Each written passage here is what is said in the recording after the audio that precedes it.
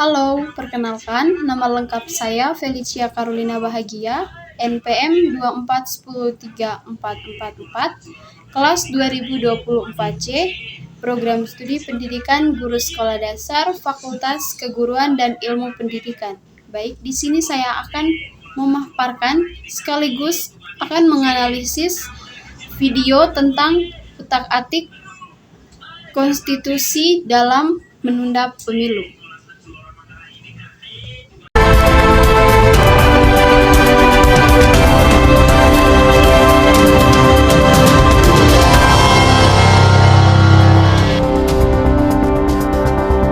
Selamat malam. Usulan penundaan pemilu 2024 nyaring disuarakan sejumlah elit partai politik.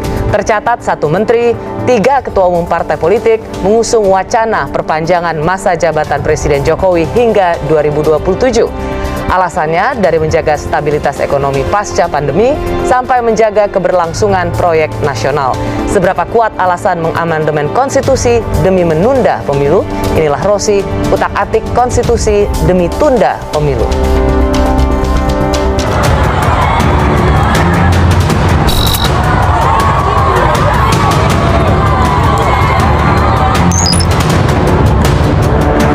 Saya mengusulkan pemilu tahun 2024 ditunda 1 atau 2 tahun agar momentum perbaikan ekonomi ini tidak hilang.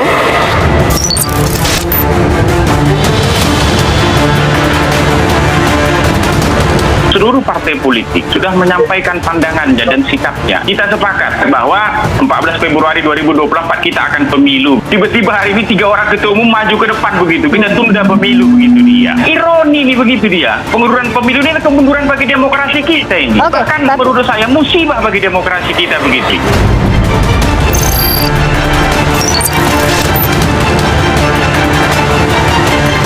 PDI Perjuangan menegaskan bahwa apa yang disampaikan oleh PDI Perjuangan ini senafas dengan Presiden. Karena Presiden pernah menyatakan sebagai pemimpin negara, kalau ada yang mengusulkan perpanjangan, yang mengusulkan jabatan 3 periode, itu menampar muka saya, ingin cari muka saya, itu justru menjerumuskan saya.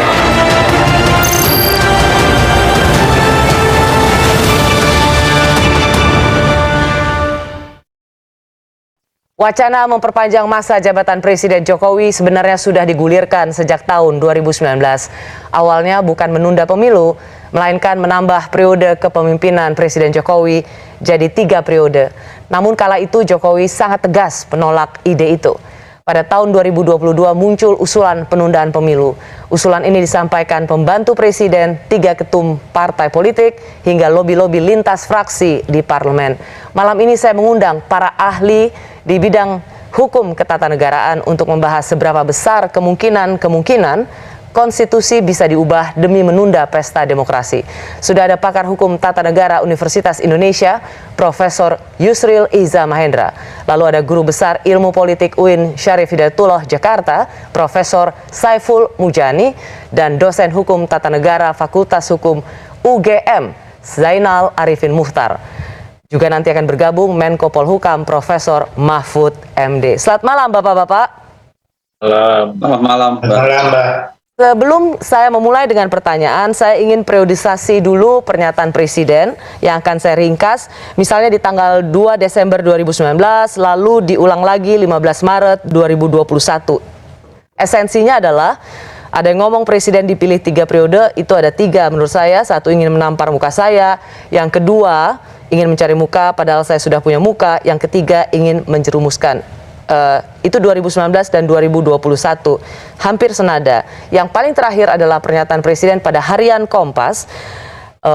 Kata Presiden seperti ini, siapapun boleh-boleh saja mengusulkan wacana penundaan pemilu dan perpanjangan, menteri atau partai politik. Karena ini kan demokrasi, bebas saja berpendapat.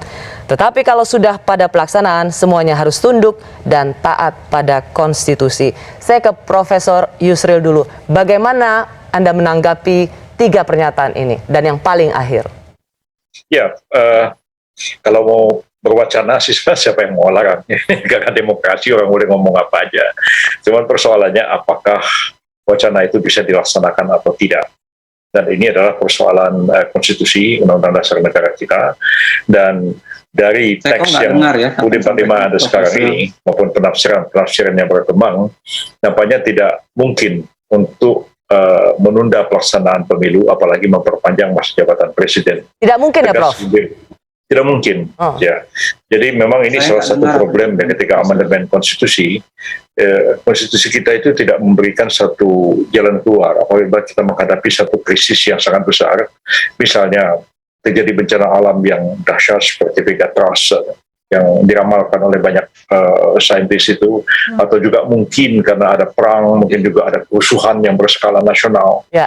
Itu konstitusi kita tidak memberikan jalan keluar. Bagaimana kita harus mengatasi keadaan itu kalau sekiranya pemilu sudah harus dilaksanakan? Ya. Paling-paling nanti pakai dasar negara dalam keadaan darurat, penyelamatan negara, terus diambil satu langkah hukum seperti ini. Tapi konstitusi kita sebenarnya tidak memberi jalan keluar terhadap masalah itu, apalagi sekarang.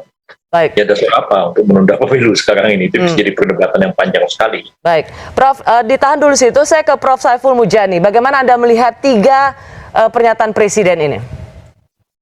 Terima kasih, Mbak Rosi. Sebenarnya bola ini masih ada di wilayah politik, mungkin masih jauh masuk ke wilayah perdebatan konstitusional. Namun harus diantisipasi kemungkinan masuk ke sana. Oleh karena itu saya melihatnya di wilayah politik. Pernyataan Presiden itu pernyataan yang lebih politik ketimbang pernyataan legal formal. Ya. Harusnya menurut saya Presiden mengatakan 2 hal. Pertama, bebas mengusulkan penundaan pemilu, tapi juga bebas untuk menolak penundaan pemilu, supaya kesannya Presiden netral. Oke, kalau di sini apa kesan yang Anda tangkap, Prof? Kenapa? Kalau pernyataan terakhir pada harian Kompas, apa kesan yang Anda tangkap? Kesan yang saya tangkap itu normatif saja. Kalau menurut saya tidak salah kalau Presiden bicara eksplisit. Apapun isinya, mau yang mendukung maupun yang menolak untuk penundaan pemilu. Itu kan sikap politik beliau, gitu ya. Bicaranya bukan sekedar dia sebagai kepala pemerintahan, tapi juga dia adalah sebagai bagian dari masyarakat politik. Oleh karena itu, menurut saya dia harus jelas sikapnya supaya ada kepastian politik dan kepastian hukum, dan itu kewajiban beliau untuk menciptakan situasi seperti itu. Baik. Oleh karena itu, kalau tetap mau netral, sebut begitu, harusnya dikatakan kedua-duanya. Oke. Dalam masyarakat kita yang majemuk ini ada 2 pendapat, saya memantau dan memahami. Tapi kita lihat perkembangannya. Saya sebagai kepala negara mengapresiasi keduanya itu, yang pro maupun yang kontra. Kalau gitu saya ke Bung Zainal Arifin Muchtar. Apa yang dikatakan oleh Presiden Jokowi juga dianggap tidak sekuat menolak 3 periode karena dianggap tidak mau menampar muka saya. Berbeda dengan perpanjangan pemilu. Banyak dari kita minta Presiden bicara atau istana berbicara. Tapi setelah Presiden bicara juga, itu dianggap tidak puas karena tidak sekuat ketika menolak 3 periode. Bung Zainal Arifin Muchtar. Iya, mohon maaf ya. Yang pertama saya nggak mendengarkan apa yang disampaikan oleh Prof Yusril. Sama sekali saya nggak ada gangguan. Tadi kira-kira apa yang dikatakan Prof Yusril adalah tertutup kemungkinan untuk perpanjangan pemilu. Iya, tapi intinya yang saya mau bilang sebenarnya pernyataan itu memang kalau di-compare dengan pernyataan sebelumnya itu jauh sekali. Ya, ada kesan yang sangat jauh dari yang satunya sangat yakin bahwa ini adalah proses menjilat sebenarnya, tetapi ini kemudian tiba-tiba proses mengafirmasi seakan-akan bahwa itu. Dari video yang saya analisis yang telah dipaparkan oleh siaran live Rosi Kompas TV dengan judul Utak-atik Konstitusi Demi Tunda Pemilu. Ini merupakan diskusi politik dan hukum mengenai usulan atau kemungkinan memodifikasi konstitusi untuk menunda pelaksanaan pemilu. Fokus utama yang pertama yaitu pembicaraan yang berpusat pada isu penundaan pemilu 2024 di Indonesia dan apakah ada dasar hukum atau celah konstitusi untuk melakukan itu. Diskusi ini menyentuh argumentasi pro dan kontra memodifikasi konstitusi atau undang-undang untuk menunda pemilu. Yang kedua, yaitu perspektif para narasumber. Berdasarkan konten serupa dalam Kenal yang Sama, Menko Polhukam dan pakar hukum menyampaikan pendapat tentang kemungkinan perubahan konstitusi. Menjelaskan batasan dan syarat hukum yang terkait, mengulas interpretasi hukum acara pemilu. Yang kedua yaitu ahli politik dan akademisi. Mengulas dampak politik dari penundaan pemilu. Siapa yang diuntungkan atau dirugikan jika pemilu ditunda. Bahas legitimasi demokrasi bila ada penundaan. Pembahasan mendalam tentang aspek hukum ketika membicarakan penundaan pemilu dengan narasumber yang menimbang baik legalitas maupun legitimasi demokrasi. Pembahasan pasal-pasal Undang-Undang Dasar 1945 terkait masa jabatan presiden, kedaulatan rakyat, periodisasi pemilu. Mahfud MD menekankan bahwa pemilu wajib 5 tahun sekali. Penundaan hanya mungkin dalam keadaan sangat luar biasa atau force majeure. Pendekatan hukum tata negara normatif ditekankan bahwa bisa secara teori, boleh secara konstitusional. Mahfud mempersempit ruang tafsir agar tidak disalahgunakan oleh elit politik.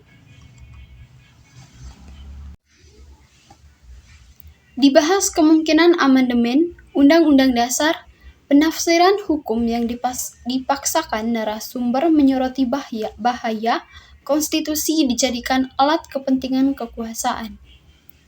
Ini merupakan titik kritis diskusi. Muncul istilah implisit atau penundaan pemilu diposisikan sebagai ancaman terhadap demokrasi prosedural. Diskusi mulai ke ranah politik praktis. Siapa yang diuntungkan jika pemilu ditunda? Mengapa wacana ini muncul menjelang akhir masa jabatan presiden? Disinggung peran partai politik dan relasi kekuasaan. Terjadi pergeseran dari normatif hukum. Realitas politik, narasi dibangun bahwa penundaan pemilu bukan soal kesiapan teknis, tapi kalkulasi kekuasaan. Mahfud MD memberi penegasan, penundaan pemilu berisiko delegitimasi pemerintahan, bisa memicu krisis kepercayaan publik. Demokrasi harus dijaga lewat aturan main yang konsisten. Konstitusi bukan alat fleksibel untuk kepentingan penguasaan. Penundaan pemilu bukan hanya soal hukum, tapi soal legitimasi kekuasaan dan masa depan demokrasi Indonesia. Mengutak-atik konstitusi demi kepentingan jangka pendek adalah presiden berbahaya. Terima kasih atas perhatian dari teman-teman semua. Semoga materi yang ada dalam video yang sudah saya paparkan bisa berguna untuk teman-teman semua.